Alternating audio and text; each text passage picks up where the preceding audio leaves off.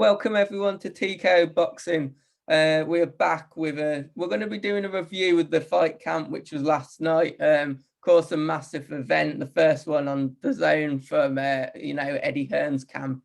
And we're going to be doing a review. We're going to give our thoughts on each fight and also discuss what's next for each fighter. Well, I mean, before we get started, make sure you subscribe to the channel, make sure you hit that like button, and also hit us up on social media at TKO Boxing 2021. Let's jump into it then. We're going to start off with Sandy Ryan, obviously the first fight of her night. She got the win. It was a pro debut. Josh, what did you make of it? There's big pressure on Sandy Ryan coming into this. She's got a big reputation from the amateur scene, as we discussed the other day. As for the fight itself, I'll be honest, I was probably a little bit underwhelmed. She showed some clean shots at times. She got in with a few left hooks, which was impressive. But, I think we'd all have to agree it was very much in flashes. But, you can put that down to nerves, the pressure of it. I mean, even fight camp itself now this year, with there being 250 fans in, it's a very different atmosphere to what boxers are probably used to. Yeah. So I do understand and sympathise really with the situation. And most important thing is she got the win. It's on to the next one, isn't it? Let's hope, Eddie Hearn does his usual with young prospects and keeps them busy. And I'm sure what we saw in flashes last night, we'll start to see more and more throughout the fight. And I think big future ahead. Yeah, definitely. And kind of a couple of points you mentioned there, Josh. Obviously, perhaps a bit of nerves. It was a very odd atmosphere, as you said. There were fans, but only 250 of them. Ben, do you feel that was perhaps the reason that we didn't see such an explosive start? And do you expect her to maybe just be put in with a few more opponents where you'd expect her to maybe pick up the win, just to start building her confidence before we see anything more serious? I think you've got to. You just got to let her go, feel away. Go this level opponents for the next two fights or so. And I think like last night, she did the job, but she looked like she enjoyed herself towards the end of the fight. She looked very confident, and then she was getting more comfortable. So I think you put her in the same level, let her just get used to the atmosphere, especially if she's in next time in a bigger arena. Obviously, only 250 fans yesterday. So then she can get used to the atmosphere and she can kind of just feel her way into it because she's only young. There's no point in rushing her. She's got plenty of time. Yeah, definitely. I mean, we'll move on to the second fight, which saw Cullen actually pick up his career best points win over Yildirim. It's quite an impressive performance, wasn't it, really, Ben? Yeah, I was really impressed by Jack Cullen. Could I just say that Yildirim, I said he was terrible. And I stand by it. I've not been impressed by him yesterday. I just thought Cullen, he went and did a good job. Yildirim got a few points, won some rounds. But from the start, Cullen pressured him and he just went for it. And you could tell he just wanted it more than him. And it was a really solid performance. And I thought, you can't knock Cullen for what he did there. Because in my opinion, he was the underdog. Even though I don't rate Yildirim, he's, like I say, he did a good job on him. And then, to me, where's Yildirim going after this? Yeah, I think that's a good point, isn't it? He's probably going to struggle to, even get a fight that's going to be on a pay-per-view, really. Josh, what did you make of the fight? And let's talk more about what is next for Jack Cullen. Yeah, no, I thought it was a good fight, if I'm honest. I was worried it might be a bit cagey to start with because I thought obviously there's sort of quite a lot at stake for both fighters.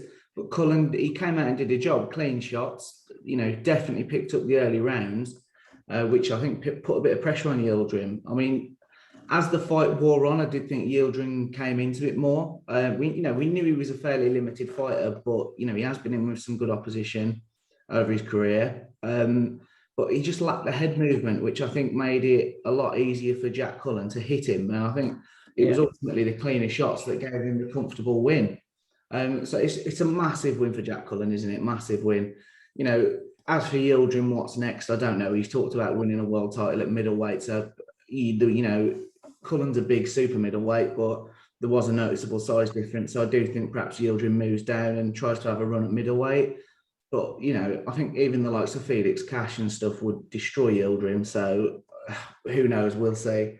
As for Jack Cullen, really, now it's quite tough because where do you match him next? Because Yildirim's a reasonable name within the division and within boxing.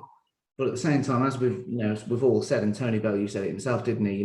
Yildirim is quite limited. So it's a big name, but at the same time, I don't think you want to jump too far with Jack Cullen. No. So I'd still probably give him, another domestic fight or so. I'd like to see him in like a Rocky Fielding. He's an ex-WBA regular world champion. He has sort of fallen short at the top level. He's not been that active. I think he's only fought once in the last 2 years. I might be sort of wrong on that. But I'd like to see him fight Rocky Fielding next. I feel like it'd be a good name, good experienced opponent for him. And I think that fight would give us more of a gauge on what's next for him, if he can kick on into European world level, or, if he is just a good domestic fighter. And I think that'll give us a good steer on that. Yeah, definitely. And I think, as you say, you don't want to throw him in too early. Obviously, has beaten a relatively big name last night, but as you say, that it is a fighter who is quite limited. As for Yildirim, you spoke about him stepping down the weight, but the problem is with his head movement, he's still going to get caught out against the bigger fighters, isn't he? So it'll be an interesting journey to watch for both of them after this result to see what is next for them. We'll move on to the third fight. Obviously, Fowler, he picked up an impressive win, round 8 knockout against Rico Muller.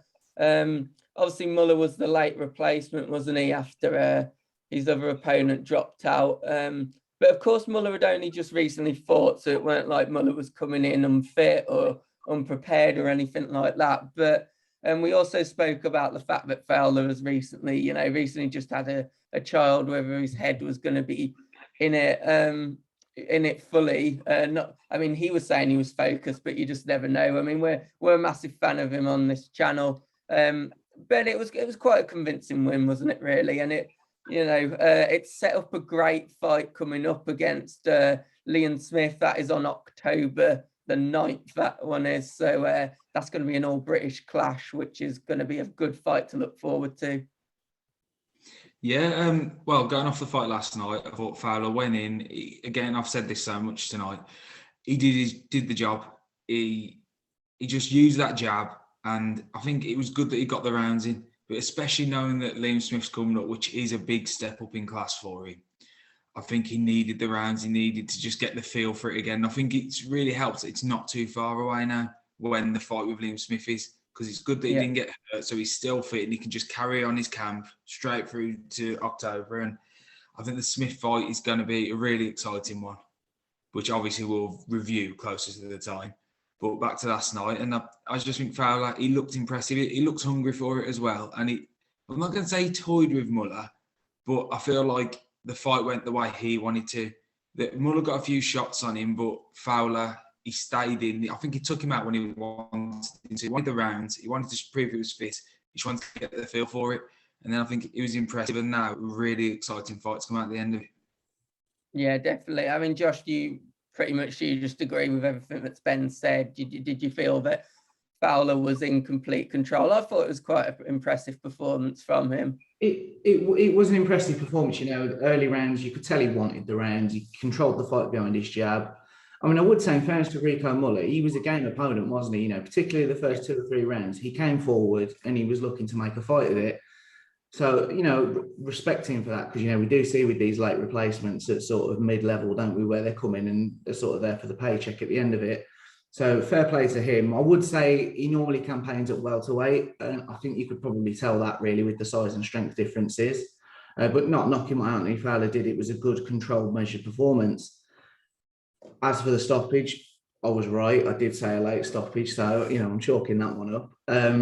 And the only thing I would say is now, you look towards this Billam-Smith fight, and I do worry. We were on another YouTube channel the other night, weren't we, discussing it, Last Ball Boxing, shout out to those guys.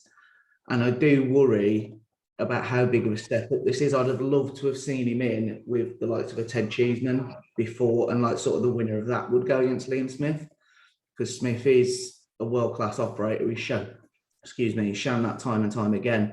So I do worry about the step up. But, in fact, he's got the amateur pedigree. He's been really impressive since the Fitzgerald loss. So I'm excited for that. Obviously, we'll go into it more in depth nearer the time, but I am excited for that. And fair play to him as well. There's clearly a lot of ducking going on in the light middleweight divisions, particularly domestically. So massive shout out to him for actually stepping up and taking that fight. Exactly, and he'll be rewarded for it. You know, he'll be rewarded for it financially, but also, as you said, everyone's going to have the respect that he has decided to take that fight. There's too much ducking in general in boxing, isn't there? We want to see more action, really. But right, let's move on to the next fight. Campbell Hatton again, another fight, another win. It wasn't an impressive performance in my opinion, but it was one where I perhaps felt that he just has too much pressure on him, doesn't he, in a way, because of his name. I think people are expecting him to get the stoppages. So maybe we need to kind of sit back and just think, you know, take him as what he is a young boxer coming through. He's picking up the wins, he's picking, even if they are by points victory. And I think that's the most important thing, isn't it? Josh, what was your thoughts on the fight? Do you thought we could have maybe seen more for Campbell Hatton, or are we maybe being a bit harsh on him? I think we could have and probably should have seen a little bit more. What I would say is, you know, the first round in particular, he came out, was much more patient, you know, worked behind his jab. And I feel like that was where his best work came from. He had success off the jab. In the first round, I was actually really impressed. I thought, you know, it was a notable improvement from his last fight and particularly from his first fight, which is what obviously we need to see at this stage. And then, you know, the second round, I think as the fight wore on, I think you could really tell that he really wanted the stoppage. And he sort of fell back into his traps of trying too hard. You know, he was loading up and he was breathing at the end of the round. Now, you know, I think he's 20. So, you know, the engine will develop over time. You know, the more sparring he does, the more fights he has, that will all come on. But no, overall, you know, he's done what he's needed to do, doesn't he? He's still undefeated. He's got another 4 rounds in the bank. So, you know, it's already 12 professional rounds. You know, so I think he needs to have 10 or 15 fights probably at this level. And I know people say, oh, that's just padding out his record. And it probably is, but he only had 26 amateur fights. So, you know, he really is learning on the job, in fairness to him. Yeah. And with the pressure that comes from the family name and everything, you know, he's got to be given time, hasn't he? He's 20. You don't want him like fast-tracked and then he gets knocked out and that's the end of his career by 23, do you? You know, he could... And if you're Eddie Hearn as well, to be fair, you know, this kid could be your next pay-per-view star for the next 10 to 15 years.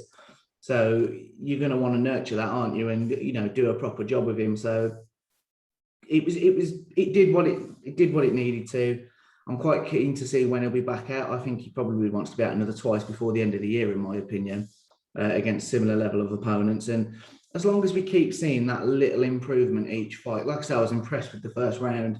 So as long as we keep seeing that little bit, you know, by the time he's had 10 or 15 fights, I'm pretty sure we're going to be seeing like a decent contender who can then kick on.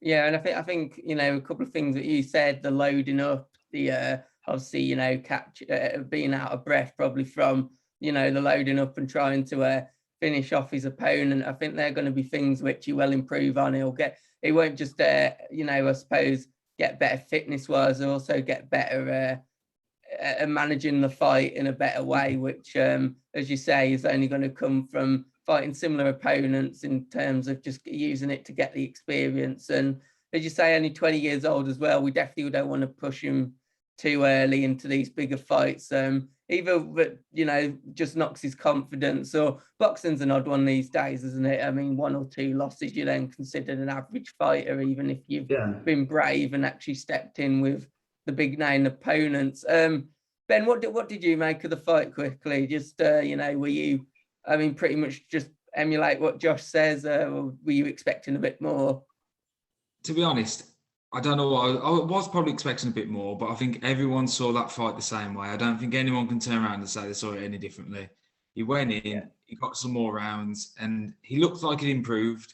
But again, like Josh saying, he needs more fights at his level, but he needs to get used to the ring, how to operate. He still needs to find his feet, doesn't he?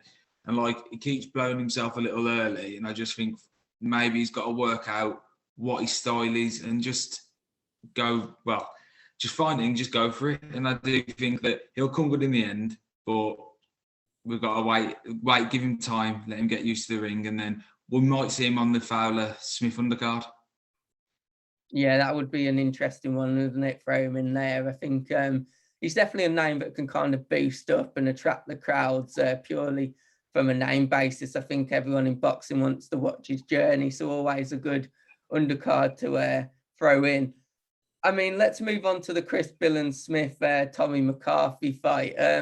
Josh, you predicted this as a potential showstopper. I think if it weren't for the fact that, you know, obviously the Leigh Would fight was also just as good, it probably would have been, or you might even think it was still the showstopper. I mean, it ended in a split decision, a bit of an odd one because it was a 15-14 each way, and then there was a 16-12 to Smith. I mean, it was a close fight, wasn't it, at the end of the day? What did you make of it, Josh? I mean, for me, it was definitely a showstopper. It did steal some of the limelight, and at the same time, I must admit, I was a little bit confused by that 16-12. I thought I was a bit confused how you could get that scorecard. See, I mean, firstly, again, I was right. I said Billam-Smith on points, so I'm having that.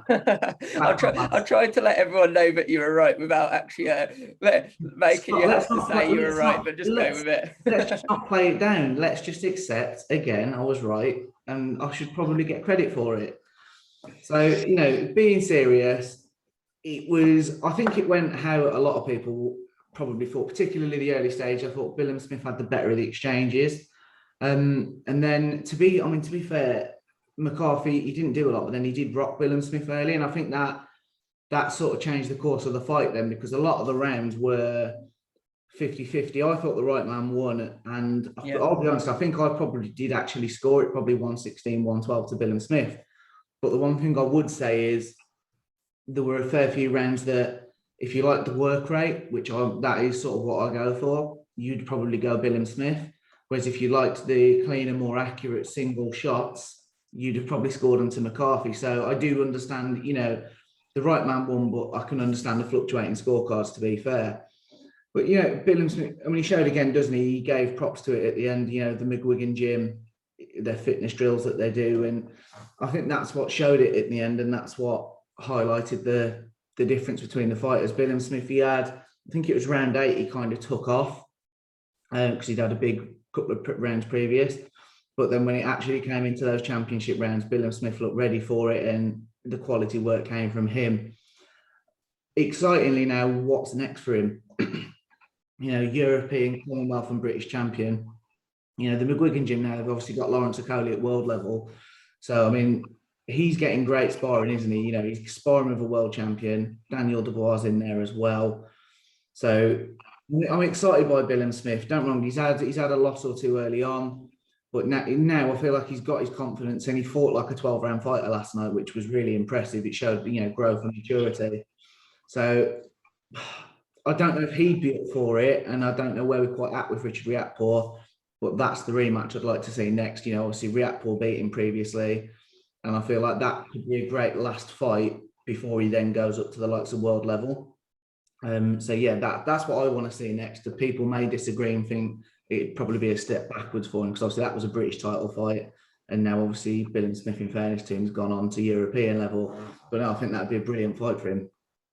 It almost would just tick off that loss, wouldn't it? It would just, and then it would almost feel like a righteous move onto that world stage. Ben, I mean, what did you make of the fight?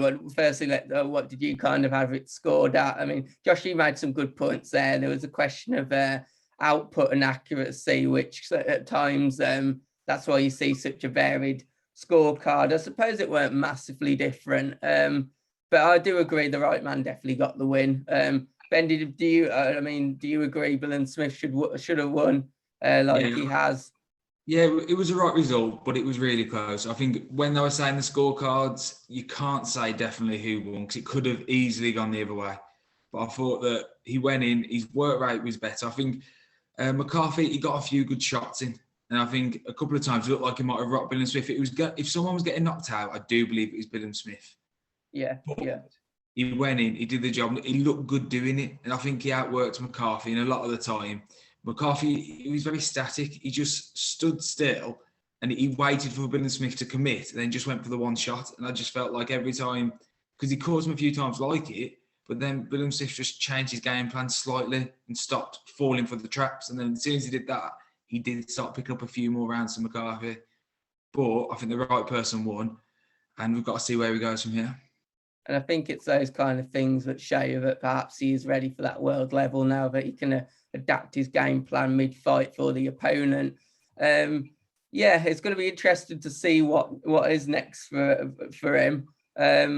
We'll move on, and I don't really want to move on to this because I know I'll mention why briefly. Leigh Wood, he picked up a 12th round stoppage, which usually I'd be against you, Cam, which usually I'd be absolutely buzzing about. But as we say, you guys appeared on Last Bell Boxing. I appeared in the comments in which two of them were Nottingham based, absolutely massive fans of Leigh Wood. And I basically accused them of favouritism. I said they weren't really taking Jucan at the level that they should. And I said Jucan was actually going to just unleash a flurry of punches and actually stop Leigh Wood in the later stages. I got it completely wrong. They're probably... Whoa. No, Scott, I'm going to cut you off there. We'll analyse the fight, but before we do, you've got to go on Last Bell Boxing this week and apologise. That was what was agreed. I'll be honest, you nearly threw, me and Ben were on it, and you nearly made us both have to go off because we were laughing at your comments. They were very, very clever and very witty. The comment, back foot, front foot, or flying is going to knock Leigh Wood out. And there's nothing you can do about it. That was a particular highlight. But yeah. Very witty. Yeah, so I've got to go on their stream and apologise. I'm hoping they might have forgot about that, but I have a feeling they definitely haven't. No, I've spoken to Raymond, and no, they've not forgotten about it, Scott. They've not. Well, I'll eagerly await the call, but yeah, let's talk about the actual fight and not my impending apology, which again, two Nottingham-based fans. I'm really looking forward to that. Let's just say that. Of course, he picked up the win. He didn't just pick up the win either. He looked really impressive. It weren't like one of them where he just got the stoppage late on against the run of play. I had him up by a couple of rounds even before then, if not more. Josh, what did you make of the fight? Is there anything there that I've said where you're thinking, no, you're definitely not right? I'll be honest, I think I struggled to give Kanji more than 3 or 4 rounds. Leigh Wood was brilliant, wasn't he? You know, he came out early, took the ring, the cleaner shots were coming off straight away. Kanji's normal work rate wasn't there. Whether we can put that down to inactivity or, you know, the occasion, I don't know what it was, but he definitely wasn't himself. And Leigh Wood, considering his last fight was, he won the British title against Lee Mould, to jump, effectively, he's skipped straight through European level and straight into world level against, Ring Magazine's #1 in the division, to win it how he did. Even if he had not got the stoppage and done it on points, I'd have been saying, what a performance, to be fair. But to put that exclamation point on it, I mean, the knockdown was quite a heavy knockdown, I thought. Particularly, you don't normally see that kind of a knockdown at sort of low down at featherweight. And then obviously he got up, and to show that level of fitness in the 12th round, because he'd been a busy fighter, hadn't he? There was the odd round he sort of picked his shots carefully. But it was an all-action fight, and he went at it for 12 rounds. So to show that kind of stamina in the 12th, I think it's like the old adage, isn't it? Sometimes in sport you get where a team or in a boxer, they won't be denied. It doesn't matter who's standing in front of them on that given night, they're going to win. And I feel like that was what it was for Leigh Wood last night. Massive well done to him. That was brilliant. It's life-changing, isn't it? If Warrington wins on September the 4th, is that a super fight we're going to see before the end of the year? You just don't know. The sky's the limit for him. I mean, we'll probably see a Kanju rematch. I don't know. But, I don't see what Kanju could do differently, because even when he upped his work rate and showed his usual output, Leigh Wood didn't look fazed by it. So just brilliant. It really was brilliant. And again, I do feel the need to point out, I'm pretty sure I said Leigh Wood would win. I think I said points, but yeah, it's been a good day for me. So I'm just going to leave it there. I mean, it hasn't been a very good one for me. I mean, I was sat there watching the fight thinking, I want Wood to win. I want Leigh Wood to win. He's the English fighter. But in the back of my head, I was thinking, oh no, there's this apology video. They're gonna have a lot to say to me, I'm sure. But it'll be a good laugh. Ben, I mean, what did you make of the fight? I mean, I'm guessing similar. It was a very impressive performance from Leigh Wood. I think, Josh, you mentioned as well, Zhu Can didn't look quite at his best, did he? There was something not quite there. I don't know whether that's just because he was just that overwhelmed by Leigh Wood's performance. That could possibly be it, because, you know, he did possess a lot of power, especially for that weight class, didn't he, Leigh Wood? Ben, what did you make of the fight? Well, I actually thought that Zhu Can was going to win on points. I did. And he's been out the ring 2 years. I thought the work rate would be enough, but Leigh Wood was so impressive. You can't, even if it had gone to points, you can't argue that he'd won. He just looked so cool, calm and collected, and he was picking his shots right, but it's just so good that he got to knock him out. He got it stops, and I think that just cements he won the fight. There's no arguing. There's going to be some people who, like, every time it goes to points, there's always one person who says, oh no, it was a wrong decision.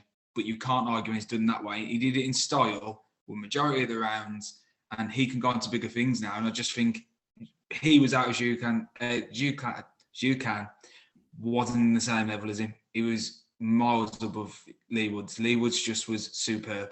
I think big things to come. Yeah, definitely. It's going to be interesting. I think we could perhaps see the rematch first. I know Zhu Can will be really wanting it. Whether Leigh Woods remains to be seen. He might be thinking, let's move on from that one. I've picked up my win. But yeah, it was a very good first week of fight camp. Obviously, we run into a second week soon, which we'll be doing another preview of, another reaction to. So guys, make sure you hit that like button. Make sure you subscribe to the channel. And gents, is there anything else you want to say before we end? No, brilliant start to fight camp, like you say. So yeah, roll on next week. Yep, and can't wait for Scott's apology. Yeah, let's leave it at that. Guys, if you want to watch my apology video, you don't need to, but I imagine at some point it will be announced on Last Bell Boxing, but we'll see. Hopefully I can avoid it. And more importantly, we shall see you on the next video. Cheers, guys. Cheers.